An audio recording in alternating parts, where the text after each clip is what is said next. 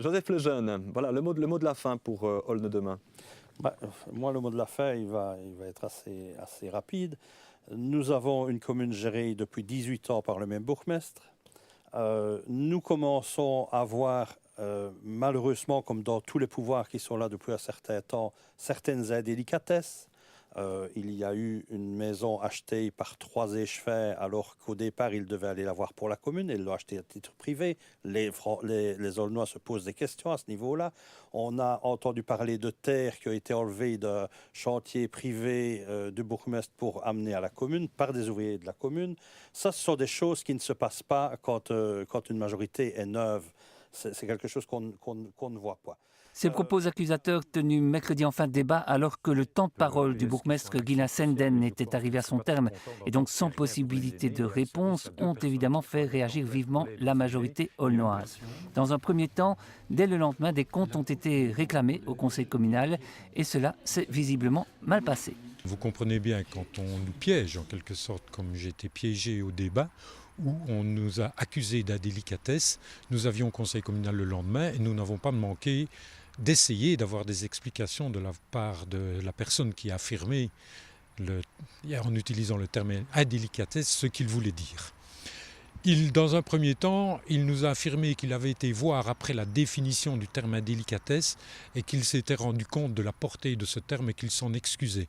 Néanmoins, il n'est pas revenu sur le fait et nous avons insisté pour qu'il explique ce qui lui faisait penser qu'on avait commis des indélicatesses. Sur ce, il s'est levé, il a complètement perdu pied et il s'est levé en effectivement et en agressant verbalement l'ensemble du conseil face au public. Sur le fond du problème, rien n'a reproché dans l'achat par un bourgmestre et 2 échevins à titre privé de l'immeuble Villa des Hirondelles à l'abandon. Nous souhaitions, en tant qu'élu communal, veiller à sa conservation.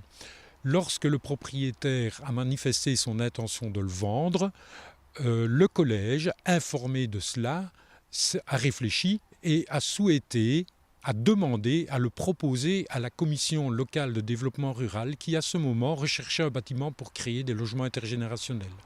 Suite à différentes visites sur place, suite à des délibérations, la commission locale, par vote, a décidé que le bâtiment ne l'intéressait pas pour différentes raisons, entre autres son état d'insalubrité, et il a donc été remis dans le domaine privé.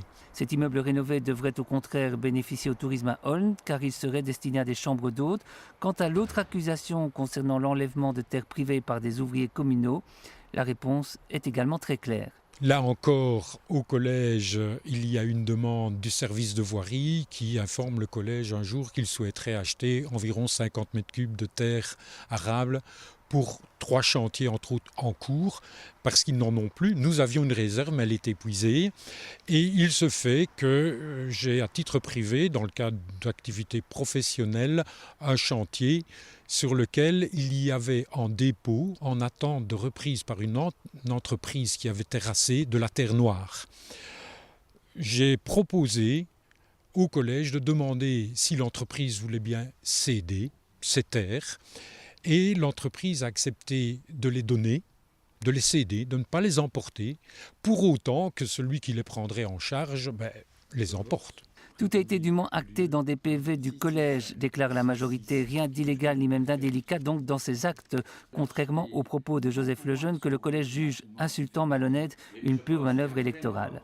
En plus, le conseiller devrait connaître ces dossiers. Tout ça a été fait il y a de nombreux mois et malheureusement, on le sort maintenant à 1 mois des élections. Donc ces indélicatesses, je pense que je pourrais les retourner dans le chef de la personne qui souhaite nous nuire au moment des élections. Une polémique lancée donc au cœur de la campagne. Les électeurs trancheront le 14 octobre.